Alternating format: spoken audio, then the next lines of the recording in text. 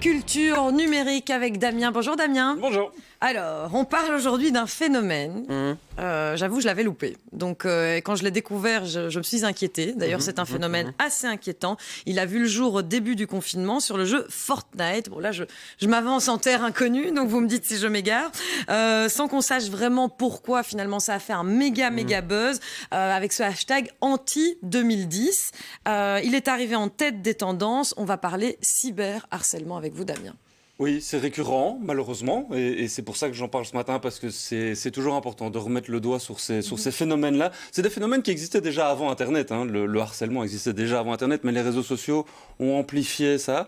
En l'occurrence, ici, c'est une vidéo qui a été postée, je pense que c'est aux alentours de la mi-août, qui a cristallisé ça, mais ça existait déjà avant.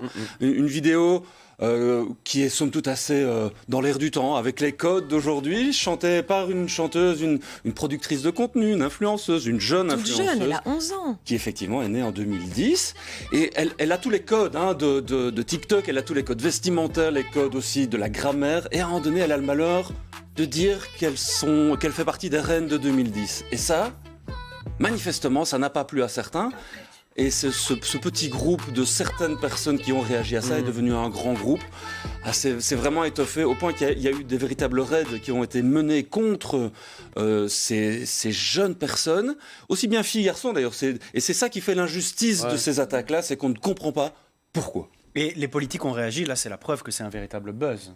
Oui, et c'est vrai que Jean-Michel Blanquer, en France, parce que le phénomène, il est surtout en France, c'est surtout en France que ça s'est développé, le ministre s'est senti obligé de réagir. Il en a fait une vidéo sur Twitter, sur les réseaux sociaux. Alors on voit bien aussi la différence de grammaire, hein. Il va sur Twitter, il va pas sur TikTok. La vidéo est rebalancée évidemment sur TikTok avec un double effet qui se coule évidemment. D'un côté, on montre qu'on s'y intéresse et que c'est important, et on demande aux jeunes d'arrêter de stigmatiser une population entière uniquement sur base de sa date de naissance. Mais d'un autre côté, évidemment, quand un politique demande de s'arrêter, ça provoque généralement juste l'inverse. Et puis les réseaux ont aussi réagi en supprimant le hashtag. Oui, TikTok France a décidé de supprimer tout simplement le hashtag, c'est mettre un peu la poussière sous le tapis, hein, c'est dire on fait comme si ça n'existait pas. Évidemment, une guerre alors à ce moment-là de hashtag s'est mise en route pour contourner cette forme de censure, faut bien dire ce qui est. Et évidemment, le phénomène a continué. Et donc, ça montre aussi toute cette viralité, toute la façon dans laquelle les réseaux sociaux aujourd'hui peuvent fonctionner. Ah mais c'est super intéressant, Damien, parce que moi j'ai un 2009, et c'est vrai que j'ai parfois entendu dans la bouche de mon 2009, tiens, les 2010, si, les 2010, ça. Et j'ai jamais les su 2000 d'où ça venait, voilà. C'est une forme, alors selon des psychiatres et des sociologues, c'est une forme de domination intergénérationnelle, c'est un terme que j'ignorais, mais qui existe et qui existait déjà avant les réseaux sociaux, mais qui ont été amplifiés évidemment. Ici, il y a une petite différence par rapport à la France et par rapport à la Belgique. La Belgique, les 2010, ils sont en 6e primaire, ils sont encore un peu les grands à l'école. Les 2010 en France, ils rentrent au collège, c'est le grand basculement dans l'année adulte, enfin adulte.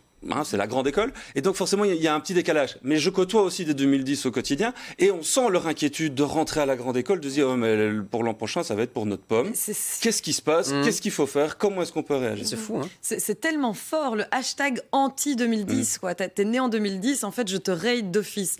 Qu'est-ce qu'on peut faire pour lutter contre cela? Est-ce que c'est aux réseaux sociaux de réagir, aux politiques comme on l'a vu, aux même parents, dans les clubs aux de jeunes? sport, hein, ça se propage aussi. Oui, mais en fait la vraie vie et la vie en ligne, c'est juste la vie. Et donc forcément, l'école elle se termine plus à 15h30 ou à 16h30, on est connecté en permanence, les enfants ont des téléphones qui leur permettent de continuer à discuter et donc de continuer aussi à se taper dessus, entre guillemets. Parce que c'est une violence très très forte, verbalement, même psychologiquement. Et évidemment, c'est toujours les plus faibles qui sont stigmatisés. Alors, les grandes gueules, entre guillemets, c'est à la limite, c'est un peu le débat, c'est la polémique, à la limite, eux, ça les fait rire. Les plus faibles, les plus fragiles, c'est là où c'est dangereux. Et donc, pour répondre à votre question, Katharina, sur qu'est-ce qu'on peut faire, évidemment, il y a de l'éducation aux médias à mettre en place. Évidemment, au plus tôt possible, on peut parler de ce genre de choses, au mieux c'est. Revient, comme à chaque fois qu'il y a un problème avec les réseaux sociaux, cette notion d'anonymat sur Internet. Est-ce qu'il faut supprimer l'anonymat sur Internet? On entend très régulièrement des hommes et des femmes politiques s'élever pour cette mesure-là, en disant maintenant ça suffit, parce qu'évidemment ils se retrouvent aussi très souvent cibles de ce genre de critiques. Moi je pense pas que ce soit fondamentalement une bonne idée, parce que l'anonymat sur Internet, déjà dans l'absolu, il existe relativement peu. À moins qu'on ait des capacités technologiques de réellement cacher ces traces, de réellement sortir complètement du système. Aujourd'hui, les plateformes et les réseaux sociaux, on sait exactement qui est qui, même quand on est avec des pseudos. Mais il faut pouvoir faire appliquer les lois. Les lois, elles existent pour pouvoir suivre, tracer, faire lever avec une commission rogatoire auprès d'un juge d'instruction. Il y a moyen de savoir. Surtout qu'a priori, quand il y a ce préfixe anti, là, c'est assez clair, quoi. Tout à fait. On est dans une forme de harcèlement très très fort. On sait que aujourd'hui, les plateformes sont mises en cause dans leur gestion de ces animations-là. Il faudrait réussir à quelque part à motiver, à récompenser les comportements bienveillants qui seraient notamment dans ce que Dominique Bouillet et Olivier Adjaïd disent très très bien, c'est réussir à recréer de la friction. Tout simplement pour amener les gens à réfléchir. Twitter le fait un petit peu quand on veut retweeter. Twitter nous demande est-ce que vous êtes sûr que vous avez bien lu l'article avant de retweeter?